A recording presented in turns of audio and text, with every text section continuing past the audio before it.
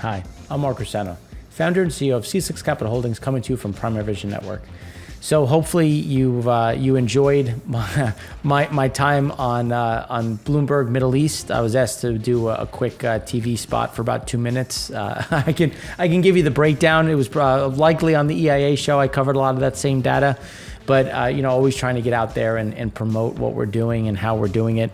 And again, if you are interested in either advertising or sponsoring these shows, we'd love to hear from you.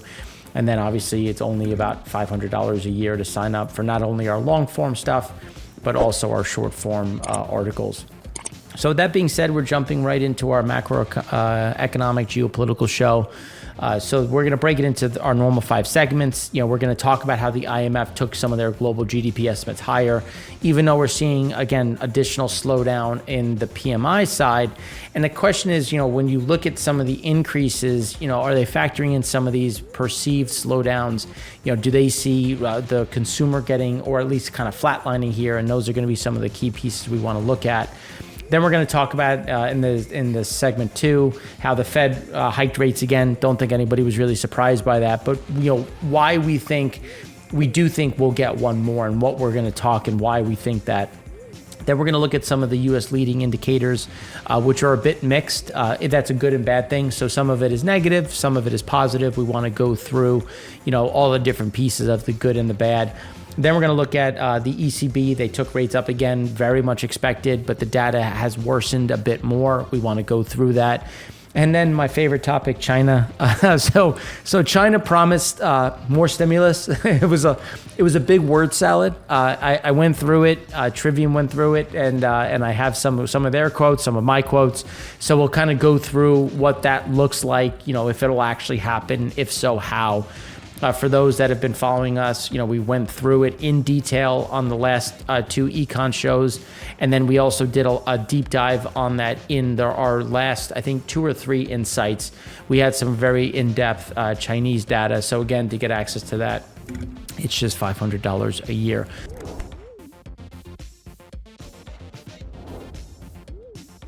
So with that, what we have going forward, now some fun data points, as we like to go, we're very much data centric. So here you can see the IMF and how they lifted 2023 forecasts. You can see what really drove the increases and the differences between the two. It was the UK, it was funny enough, Russia, Brazil, and India. Now, we do agree with the India side. That is not something that we disagree with in terms of some of the differences.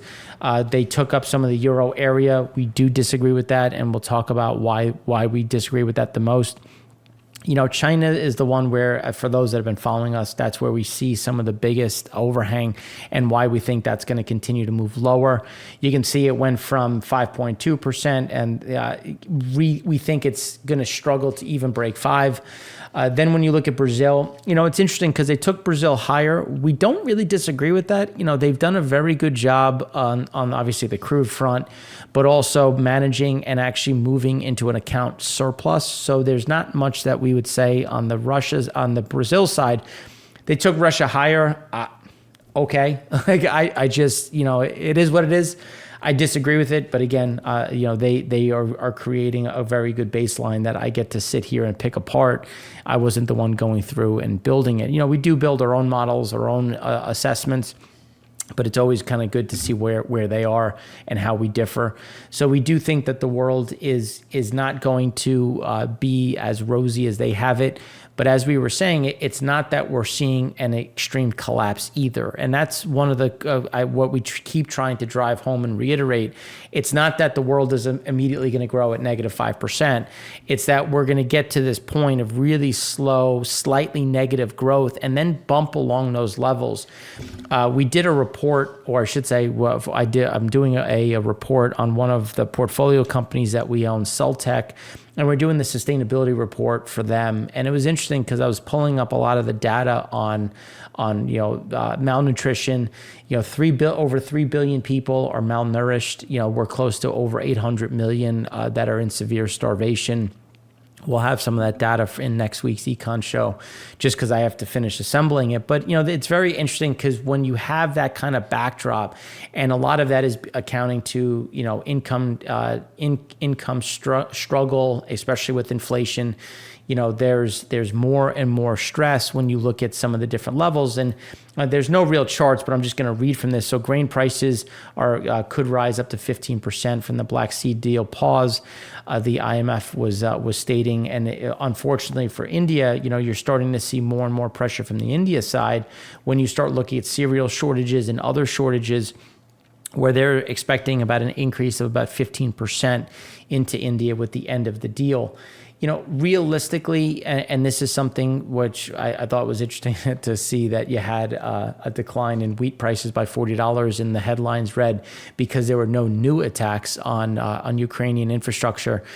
Again, people overestimated Russia or Putin and thought he was going to keep the deal. There was, as we've been saying, and for those that have been watching, we said that there was no way the deal was going to stay intact. There's a view that because he skipped a day of missiles, that things are okay. They're not. Russia has increased their attacks on not only Odessa but several other loading facilities. And based on early intelligence, it looks like they're moving into a blockade. So we'll see. It's unlikely that we're going to see a lot of support because we know that NATO wants to avoid some of the confrontation in terms of directly. Indirectly is one thing when you look at the proxy war, but not directly. So it's unlikely you'll see escorts, which is why we do think there's going to be pressure and an issue on getting that grain into the market, and why we think that food prices will continue to move up, hold a lot of these gains, and that's going to drive up inflation further on the food front, as we saw with India. We talked last week how non-basmati rice has been exports have been stopped from India. India is about 40% of that market, which is why we continue to see these issues. So when you start breaking it down into its components, the IMF has raised its projections for growth this year. You get an idea that small bump. Advanced economies were taken a bit higher. The U.S. was adjusted higher. Eurozone same. Japan. China was kind of held flat. As we've been saying, we think that China will be walked back. We do think that the emerging and developing world is still a bit overstated, especially as inflation continues to bite. So you can see that there was that slight increase in general. For those that have been following us, we don't think the Eurozone is going to have positive growth. We do think that there's going to be additional write-downs there. And that's where, but as you can see, you take the Eurozone to flat, slightly down, you reverse some of the gains in China. You're still not at this huge negative number. You just see some of these underlying slowdowns, which is what we think is likely. The developing market financial conditions continue to tighten, which is why but it takes time for this to come through. And as you can see, as things tighten, and look in 2008, you had some tightness coming, but you still had some growth that remain for an extra 2 quarters before you really started to get that meaningful drop. Yeah, and the same thing when you look at what's happening in 2023. You've had very easy money for a very long time, and now it's going to take time for that to really work through the system. And that's where, as you can see, it's almost like an anchor pulling it down, but it's not something that happens quickly. It's slow and then almost all at once. We don't see the same level of drop that we saw, obviously, in 09, 08 into 09, just because there's that more, we're looking at more stagflation than we are this massive drop and this big slowdown. And that's why we're going to bump along that bottom. Negative is we will get to a negative point looking at the developed world from that side. And you can see how the financial conditions have gotten to this level and are just going to go sideways. And that's really where we see this, is not so much this all of a sudden, intensive easing, but more of this sideways move as things stay and they try to bring out and bring down some of that underlying liquidity. Retail sales, looking across some of the big four, you can see they've moved negative into some areas, stabilized in the U.S. for the most part. But as we've been talking about and guiding towards, and in the next segment, we're going to look at more of the Red Book data. We see that, again, rolling over a bit more and moving down into a negative category with the global flash U.S. PMI, just kind of giving you some idea of where things are. Manufacturing output, still negative, but a small bounce, but service business activity starting to roll over. And that's where we see some of that core correlation between some of those underlying slowdowns, and we'll have more on that in a minute. Especially, and then looking at some of the commentary from Chris Williams, who's the chief business economist. July is seeing an unwelcome combination of slower economic growth, weaker job creation, and gloomier business confidence, while sticky inflation moves back up. The overall rate of output growth measured across manufacturing and services is consistent with GDP expanding at an annualized quarterly rate of approximately 1.5%. That's down slightly from the pace of 2%, which is 2.4%, which we'll talk about in the next segment. And it's not like we're going from 2% to negative 2%.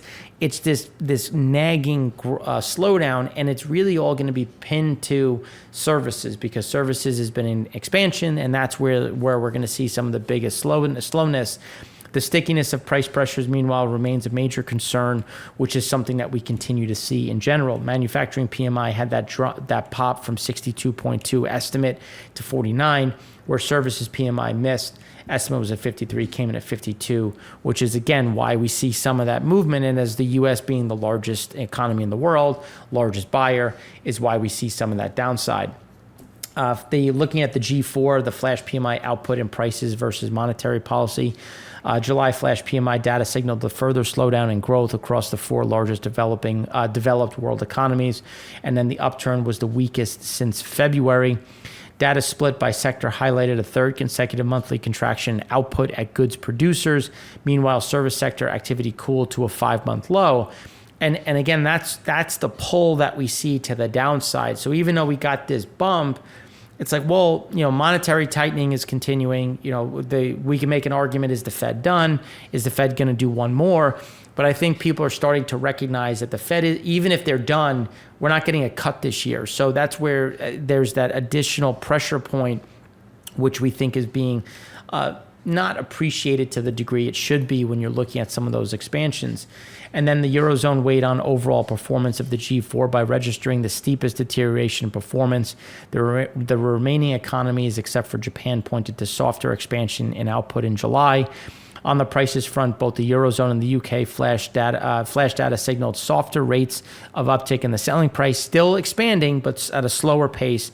However, Japan and the US highlighted an intensification of inflationary pressures in July, in part attributed to wage growth as well as higher oil prices. And then when you look at gasoline prices moving to 8-month highs, you're getting an idea. I think it's 8-month highs. That might be an overstatement. 8-month highs, which just want to make sure that it wasn't making that sound worse than it is. And that's, again, more of these issues on how we're going to see a lot of those pressure points and why some of those the rates will continue to trend higher. Then when we look at the IMF, this is coming from Oxford when they say we think the IMF are downplaying the impact of past policy tightening on AEs in 2024. And again, like that's, and AEs being advanced economies, I agree with that. And that's where you're starting to see some of these adjustments to the downside when you look at, where Oxford is and versus the IMF. And I agree with them. And again, like that's just what I'm saying. But do I agree is it going to be, right now Oxford Economics has 2023 at 2.8% for the globe. Is it 2.5? Is it 2.7? It's going to be growth net. But I think that they're looking at 2024 the right way, where it's not just a one-off, it's a perpetual issue. And if anything, I think you're going to see more pressure on the emerging market side, where both have things kind of flat. That's where we see the biggest downside risk, especially when you start weighing in on China and some of these other areas. And that's why we think that there's, Oxford is a bit closer to where we think things will shake out versus the IMF. Global manufacturing, could be bottoming. There's definitely a potential here that you could see a bottom. But one of the things that we've been saying for very consistently is that it's going to bottom, but not really bounce. It's going to be more of that sideways move. And some of the pressure points, when you look at China destinations for relocated activity, you're continuing to see that nearshoring and onshoring accelerate. And this only takes you to 2022. And we've actually seen that pick up again in 2023. And then when you hear some of the commentaries from the companies during this earnings season, we were starting to hear the same moving into 2024. So again, that's going to be another headwind that China is going to try to offset or have to try to offset. U.S. firms' reasons for relocating from China. Geopolitical tensions are now going from non-existent in 21, which is weird. It should have been, but now fully there in 2022. Uncertain policy environments is something that is, I think, fairly common. And then when you look at the other pieces, it's going to continue to move. And then manufacturing, construction, and investment are surging. U.S. announced greenfield FDI projects, manufacturing, construction, industrial construction, announced greenfield in the U.S. versus China and Mexico. So for those that have been following us, when we look at why we're doing this in the area on C6 and our investments on the private equity side, these places are going to need power. You're bringing industrial pieces back. You're bringing all these things back into the U.S. Well, on what grid, in what build out? And that's why we think there's a big opportunity there as well. U.S. import growth is stronger from friendly nations. I don't think that's surprising. For those that have been following us, we said Vietnam is number one. It continues to be the case. Taiwan, Netherlands, again, all of these things are very stable. The places that rich people are leaving, I don't think it's a surprise to see China top of that list, Russia. I mean, not to laugh, but honestly, I think if you look at this, you're like, well, that makes sense. So that is only going to accelerate, and a lot of that Chinese money is moving into Singapore, some of these other areas as well. Markets are downplaying recession risk. Internet searches are showing, and it makes sense. It's some of the data is kind of flatlined. You're kind of in this nice little peak. Peak summer season, peak summer activity. So you're starting to see that, and then investors think that you're going to get tight monetary policy but loose fiscal, which is interesting because our base case is really that you're going to get weaker auctions. And if auctions are weak for the debt side, it's going to be difficult for the fiscal looseness. So that's going to be an interesting one to play out. And that's where we think some of this exuberance is going to fade when you look at the markets in general and how some of that gets priced in. Then when we look at rice prices, just moving to the front to the food side here, you can see rice prices just absolutely roofing. That is going to be a big concern for those that have been following us for the last 3 some odd years on the YouTube side and podcast. We've been saying rice prices are underpriced. They're going to go higher, and here we are. U.S. corn sales have been increasing to Mexico. Again, trying to, countries are trying to address these issues in terms of this lack of availability. And then China mineral dominance, I think, is an important one when you look at, as we get more aggressive in pivoting away from China, finding other opportunities. How do you get gallium? How do you get tellurium? How do you get indium, selenium? How do you get some of these key pieces? Scandium is another big one. And these are just some of the examples of why we need to look at these rare earths, some of these vital materials, as China looks to, try to flex some of their power because they need food as well. They need investment as well. Their economy is slowing. Their ability to stimulate is really zero in our opinion. And we'll go through why again in the last segment. But that's why when you start looking at some of these key pieces, select U.S. crop progress in the U.S., when you look at the average in terms of corn, corn is fairly in line, soybeans fairly in line. Spring wheat is a bit worse on the good and excellent side. Winter wheat well behind. So again, that's where when you look at the market in general, the lack of availability from other places, even though we're okay in some areas, because remember, the U.S. can feed itself. So we're never really going to have an issue feeding ourselves. But as our crops diminish, well, we're going to sell stuff locally, and then whatever's left over goes abroad. And that's where you're going to get some of that underlying tightness. And then when you look at some of the interesting data points, so more people are moving into than out of disaster-prone places. So most flood-prone U.S. counties saw 384,000 more people move in than out in 2022 and 2020 and in 2021 and 2022. 103% increase. So realistically, floodplains, which are things that are going to flood, are below flood zone, saw a big increase. Fire zones saw a big increase. Heat saw another big increase. Again, heat being deserts.